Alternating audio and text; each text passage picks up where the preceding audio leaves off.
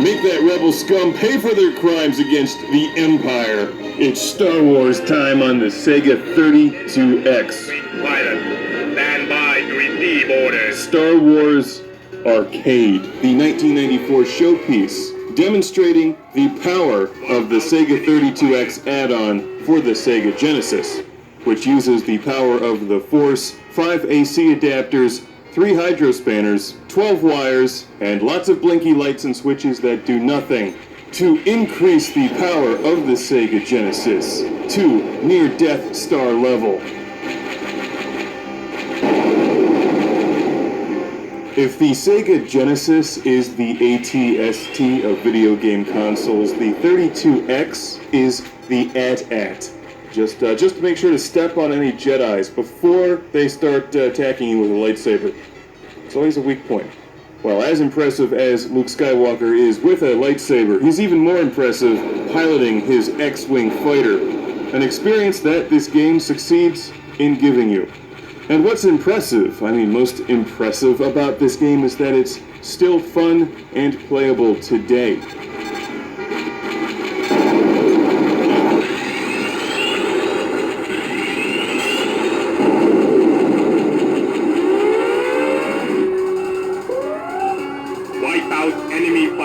Yes, sir! Admiral Akbar is the man-creature thing.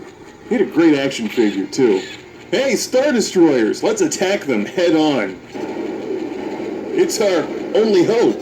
You know, if you just hang out behind one of those things, they'll eventually dump their trash before they go into hyperspace, and you just float away. Just make sure nobody's following you. It never gets old. Let's get back to the gameplay. Most of the early 3D-styled games are slow, cumbersome, and sorely outdated, but not Star Wars Arcade. This is a kick-ass game, period. And another fine example of the power of the 32X, because it does a terrific job bringing this size of a game onto the Sega Genesis, which was really designed for 2D games. But here we are, flying through space, fighting Star Destroyers and TIE Fighters. R2? No! Curse the Empire for taking out their aggression on Kenny Baker. They are the most incompetent Empire ever. They couldn't even defeat the Ewoks. It's no wonder the Rebels won. So, as you can probably tell, what you're doing in this game is flying around, shooting spaceships and eventually ground targets on the Death Star. This is your basic, straightforward arcade-style shooter. You don't have full control of the TIE Fighter, though. You can't do loops in the air. You can't just fly wherever you want. You're definitely confined. And because of that, believe it or not, this is not the best spaceship action game on the 32X. Shadow Squadron outdoes Star Wars Arcade, but this game has better style. Terrific music and sound effects, and the visuals are very nice as well. I think they look good today. You can actually tell what things are, which says a lot for an early 3D-style game. I'm going to use a Star Wars name as an adjective to describe this. Star Wars Arcade is Lando. Block S-balls in attack position. Leader standing by. They're coming in. 3 marks at 210. Watch it, you've got one on your tail.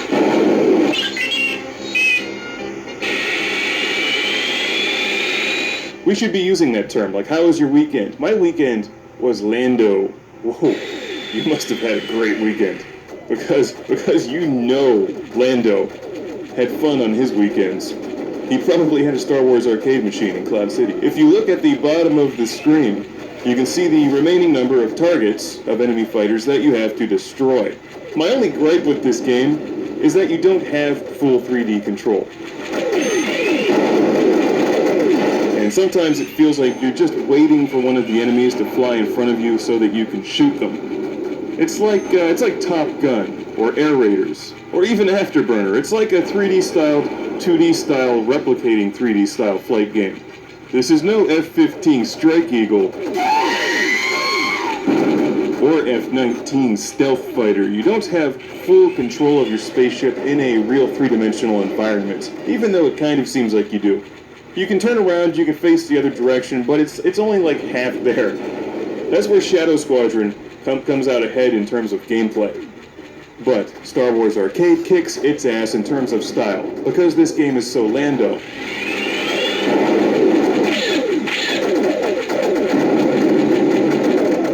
Now, it's not just X-Wing fighters here. You can also fly a Y-Wing in a two-player game, so that one person is flying and shooting like this, and another person is the gunner for some additional firepower, moving another cursor around the screen, shooting bad guys.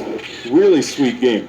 For those of you with a Sega 32X, or those of you eyeing one up, Star Wars Arcade is extremely easy to find and affordable. This copy was donated by Frank in California. Thank you. And Frank also donated Virtua Fighter for the 32X. I recorded a thank you, but then I realized that I actually cut it out afterwards in editing. That was such a Jar Jar move.